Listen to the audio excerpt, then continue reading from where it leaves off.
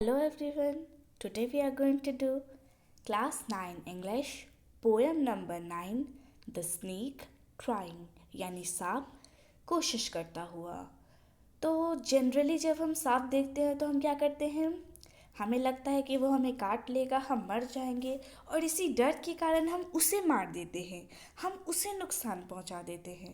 सिर्फ और सिर्फ एक शक, हमें बस ये शक है, हमें पता तो नहीं है कि वो स्नेक जो है हार्मफुल है, पॉइजनस है, हमें काट लेगा तो हम मर जाएंगे, पर फिर भी हमें ऐसा लगता है और सिर्फ अपने वहम के कारण, अपने शक के बलबूते पे हम उसकी जान ले लेते हैं। पर क्या ये सही है? बिल्कुल नहीं। बिना उसके हक की बात जाने, बिना उसके हक का पक्ष जाने हम उसे मार दे तो वो तो गलत चीज़ है। बहुत सारे लोग यही समझते हैं, सांप मतलब मौत, और इसीलिए सांप को मार डालते हैं। पर ये जो पोएम है इसमें सांप खुद ही विक्टिम है, यानी सांप खुद ही है जो कि ऐसी माइजरेबल कंडीशंस में फंसा है, वो खुद ही ऐसी बुरी कंडीशंस में फंसा है। तो चलिए पढ़ते हैं ये poem. The snake trying to escape the pursuing stick with sudden curvings of thin long body, यानी जो हमारा स्नेक है वो कोशिश कर रहा है। परसुइंग स्टिक मतलब, परसुइंग का मतलब होता है चेजिंग या फॉलोइंग, कर्विंग्स का मतलब होता है ट्विस्टिंग। तो स्नेक के पीछे कोई इंसान, कोई ना, हमें ह्यूमन बीइंग तो नहीं बताया है, पर अगर इसके पीछे कोई डंडा लेके भाग रहा है इसका मतलब वो ह्यूमन बीइंग ही होगा। तो मतलब स्नेक के पीछे कोई डंडा लेके भाग रहा है और इसीलिए भागने के लिए वो ऐसे रोल रोल होते हुए जा रहा है, जिससे उसकी बॉडी पे बहुत सारी सडन कर्विंग्स बन रही हैं और इन्हीं कर्विंग्स के बारे में पोएट जो है डिस्क्राइब कर रहा है। How beautiful and graceful are his shapes, यानी उसके ये जो शेप्स है वो कितने ज़्यादा सुंदर है, कितने ज़्यादा ग्रेसफुल हैं।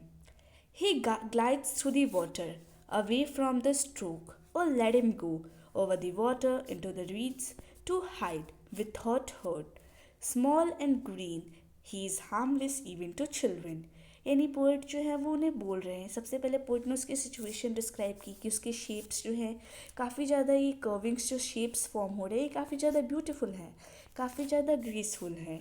ये भी कह रहा है कि वो बचने के लिए, स्ट्रोक से बचने के लिए वो पानी में भी ग्लाइड कर रहा है। स्ट्रोक का मतलब है hitting of the stick.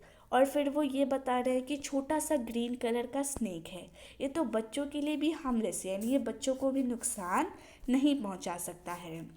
Along the sand he lay until observed and chased away, and now he vanishes in the ripples among the green slim reeds. Reads का मतलब होता है वाटर में जो मास प्लांट्स होते हैं, ये जो एक्वेटिक प्लांट्स होते हैं जिनकी मोटी मोटी स्टेम होती हैं, और रिपल का मतलब होता है लहरें। तो बताया जा रहा है कि पानी की लहरों में वो जो है उन मोटे मोटे स्टेम वाले एक्वेटिक प्लांट्स के बीच में वानिश हो गया, गायब हो गया। और यहाँ पे हमारी पोएम ख़त्म होती है। This is written by W.E. Ross. तो इस पोएम में जनरली हमें स्नेक की सिचुएशन बताई है। हम क्या करते हैं, स्नेक को देखा, सीधा उस पर हमला कर दिया, उसकी जान लेने की कोशिश की। But in this poem the poet tries to say that all snakes are not poisonous. कुछ जो हैं हार्मलेस भी होते हैं।